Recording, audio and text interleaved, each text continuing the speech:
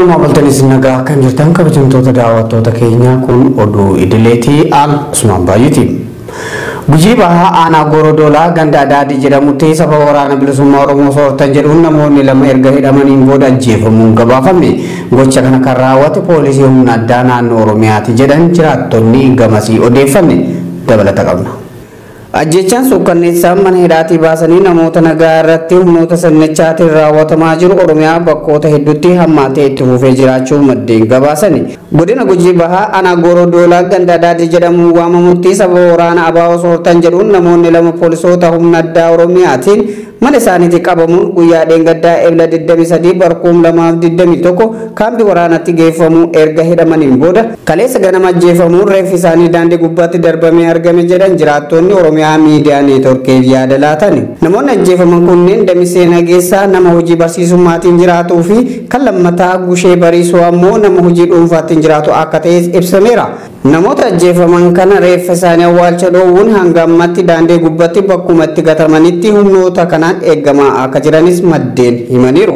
Yaa akka kaleessaa hidhanii halkan tokko qofa bulchanii kalee ganama mana irraatti fuudhanii ol baatanii karaa gubbaatti nama barsiisaa Damisee Nageessaa jedhamu rasaasa sadiinii nama mallicha Gushee Bariisoo jedhamu immoo rasaasa lamaan ijjeesanii biraa deemanii awwaalcha dorganii akka ammaattuu fi awwaalamne waan isaan jedhanii hidhan Oromoo waan ta'aniif waan bilisummaa Oromoo hariiroo walta qabdanii hin nyaachiftuu jedhanii naannoo mana isaaniitii fuudhanii isaa hundumaa halkan tokko dallaa bulchanii ganama fixan. Humna adda Oromiyaa warra isin jedhan ka amma uummata Oromoo dhiiga dhugaa jiran kana isaanii.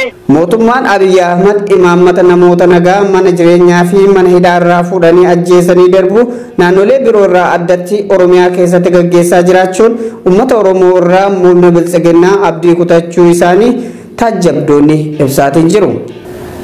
Godina Arsii magaalaa Sallatti kaadiroonni waraana sirnichaa wajjin ta'uudhaan barataan kaardii filannoon fudhanne qormaata irraa ari'amtu jechuun barattoota doorsaa jiraachuu maddeen Oromiyaa miidiyaa neetworkiitti himaniiru.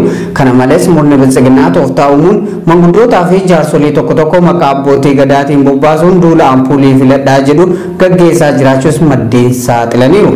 Mammafantallee dhimma kanarratti waan qindeesse qaba. Godina Arsii magaalaa Asallaatti kaadiroonni mootummaa waraana wajjin ta'uun barattoonni kaardii hin fudhanne qormaata irraa ari'amtu jechuun barattoota doorsisaa jiraachuu maddeen Oromiyaa miidiyaa neetworkiitti himan. Wayitii amma manneen barnootaa tajaajila hawaasaaf kennan kan magaalaa Asallaa keessatti argaman keessatti barattoonni umriin isaanii filannoof hin geenyelleen kaardii filannoo akka fudhatan dirqisiifamaa kan jiran yoo ta'u kanneen kaardii kan hin fudhanne humnoota tikaatiin hidhamaa akka jiran maddeen addeessan.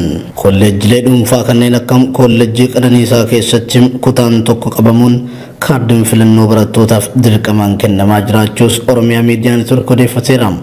Magaalaa Asallaa keessatti namoonni waraqaa eenyummaa qabanii fi kanneen hin qabnelleen kaardii filannoo fudhachuun dirqama jechuun namoota karaarraa qabanii rakkisaa akka jiran madda keenya tokko magaalaa Asallarraa OMN himeera. Kana malees mootummaan biltsiginnaa tooftaa uumuun manguddoota fi jaarsolii tokko tokko maqaa abbootii gadaatiin bobbaasuun duula na filadhaa gaggeessaa jiraachuus madda keenya kun saaxileera. Magaalaa Asallaa keessatti wanta dhala namaa akka namaatti namni yaadu wanta irraa wanni ta'aa jira. Numaayyuu dhiyeenya kana keessatti taateewwan jajjabduu keessumaayyuu warroonni abbaa gadaatiif hin jiran maqaa abbaa gadaatiin of waaman ilaalcha murna tokko qabataniitu uummata keessa deemuudhaan duula na filadhaa waan jedhu kana ampuulii akka filataniif waan tokko tokko raawwachaa jiru. Gama biraatiin manneen barnootaa keessumaayyuu manneen barnootaa hawaasaa kan ta'an kan mootummaa jalatti waamamu mana barumsa dooshaa keessatti barattoonni kaardii filannoo ta'uu fudhanne gara mana barumsaa keessatti qormaata akka fudhanneef wantoonni akkasii dorsin akkasii mul'ata. Keessatti waajjira xinnoo tokko bananii kaardii dirqamaan akka barattoonni mana barumsaa kolleejjii kana baratan akka fudhatan taasifamaa jira. Guyyoota lamaan dabran kana manguddoonni fi jaarsoliin ilaalcha murna tokko qofaan sosso'an kan maqaa abbootii gadaatiin gurmaa'an kanneen itti gaafatamtuu waajjira aadaa fi turizimii qaamota hoggansa waajjira humna namaarraa jiru waliin ta'uun hojjettoota warshaa nyaata Cilaaloo mariisanii kan turan yoo ta'u marii sanarratti namoota kaardii fudhatanii fi kanneen hin fudhanne addaan baasuuf calallii raawwatan nama tokko kan kaardii filannoo fudhate dhabuu dubbata. Sana booda namoonni kaardii filannoo fudhatan lafatu isiniif kennama sukkaara fi zayinni isin rakkisu garuu kan argachuuf ulaagaan barbaadamu kaardii filannoo fudhachuu qofa jechuun hawaasa burjaajessaa jiraachuus maddeen Oromiyaa Miidiyaa Neetworkitti maleeru. Walumaagalatti magaalaan Asallaa gandoota 14 kan qabdu yoo ta'u guutuu magaalattiitti namoonni 10,000 hin geenye qofti kaardii fudhachuun kaadiroota bilxiginnaa naaswamaa keessa galchuun dhamaa akka jiran nutti himuun yaada isaa goolabe. Madda keenya Asallarraa odeessa kana nuuf laate. Godina Jimmaa aanaalee garagaraa keessatti ajjechaan suukkanneessaa maqaa deeggartoota ABO shaneeti jedhu waraana murna biltsiginnaatiin namoota to'annoo seeraa jala jiranii fi uummata nagaa irratti raawwatamuun cimee itti fufeetiin jira. Aanaa Gommaa keessatti guyyoota 3 darbanitti namoonni 6 ta'an humnoota kanneeniin ajjeefamanii jiraachuu maddeen himaniiru. Naayimaa Umar bal'ina oduu tanaa isinitti himti.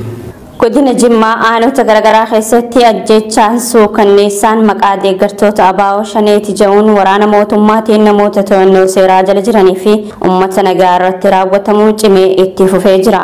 Aanaa Gommaa ganda Limmuu Shaayii Jaamutti jiraataa naannichaa nama maqaan isaa Hussein Jaamu maqaa ABO shanee deeggarta jedhuun hidhamee mana hidhaa torbee lamaaf kan ture gaafa ebla 22 bara 2021 mana hidhaatii baafamuun waraana mootummaa abbaa irreetiin ajjeefame karaa irratti gatamuun erga halkan tokko bulee hawaasa gandaatiin awwaalamuu himani jiraattonni.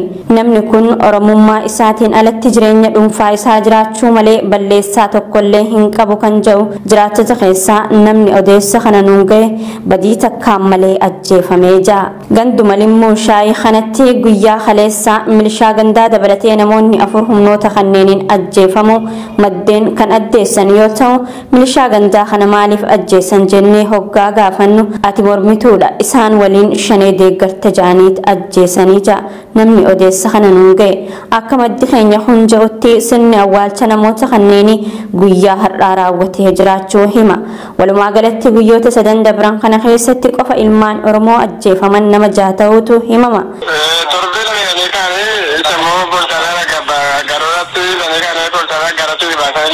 Mana jireenyaa isaatii qabanii bultii torban lama eeganii takkatanii kan mochi boolsaadhaa garooti baasanii fidanii magaalaa shaayii lafa gabaa keessatti ajjeesanii du'aan isaa kan kaananii bultii 3. Inni achuma inni limmuu barreesseeti kan ajjeefame limmuu shaayii ajjeefameeti kan ajjeefame. Lafti abbaa jiraaf jedhama amma yoonatti nama 5 kan jara keessa ajjeesan. Dhimma kana gara qaama mootummaatiin bulchitoota aanichaatiif yeroo hedduuf yaaliin bilbilaan taasifne nuuf milkaa'uu hin dandeenye. Tibba dabre godina Jimmaa aanaa Limmuu Saqqaa fi aanaa Limmuu Kosaa keessatti namoonni nagaa 13 ta'an torbaan tokko keessatti ajjeefamanii jiraachuu gabaasuun keenya ni yaadatama. Lammiilee mana jireenyaa isaanii fi mana hidhaarraa gadi baasanii ajjeesuun kun guutuu biyyattii keessaa Oromiyaa qofatti maaliif akka raawwatamaa jiru gaafii nutti tahee jira jedhu jiraattonni. Godina fi aanaalee Oromiyaa garagaraa keessatti ilmaan Oromoo adamsanii hidhuun itti fufeetiin jira. Keessumattuu Oromiyaa keessatti namoonni Oromummaa fi eenyummaa isaanii iddoo guddaa qaban mootummaa biyya bulchuu biratti akka yakkamatti ilaalamuun badii tokko malee qabamanii hidhamaa jiraachuu maddeen keenya gabaasaniiru. Barsiisaa Baqqalaa Dheeressaa fi barsiisaa Girmaa Ciibsaa mana barumsa qophaa'inaa magaalaa Burraayyuutti barsiisota koompitaraati. Barsiisonni kunneen barsiisota ogummaa isaaniitiin ciccimoo ta'anii fi barattoota biratti fudhatamummaa guddaa qaban kan jedhan maddeen gaafa guyyaa 14 baatii 8ffaa 2013 akka lakkoofsa Itoophiyaatti badii tokko malee mana barumsaa keessaa poolisiidhaan qabamuun magaalaa Burraayyuu keessatti hidhamanii jiraachuu maddeen OMN itti himaniiru. Hidhamtoota kanas erga hidhaniin booda maatiin isaanii akka dhaqanii isaaniin gaafanne dhorkamanii jiraachuus maddi keenya odeessa kana dhaqqabe ibseetiin jira. Murni afaan qawweetiin biyyattii bulchaa jiru yakka tokko maletti ilmaan Oromoo hidhuuf gidirsuu dhaabuu qaba kan jedhan maddeen odeessa nuun gahan rakkoo akka biyyatti uumameef hidhamtoota siyaasaa hidhaa baasee nagaa fi tasgabbii uumuu osoo qabu dabalataan mana hidhatti nama guruu rakkoo furuu caalaa rakkoo waan hammeessuuf murni kun gocha akkasiirraa of qusachuu akka qabu maddi odeessa kana nuun gahe dhaameetiin jira. Gabaasni kan Muhammad Fantalleeti.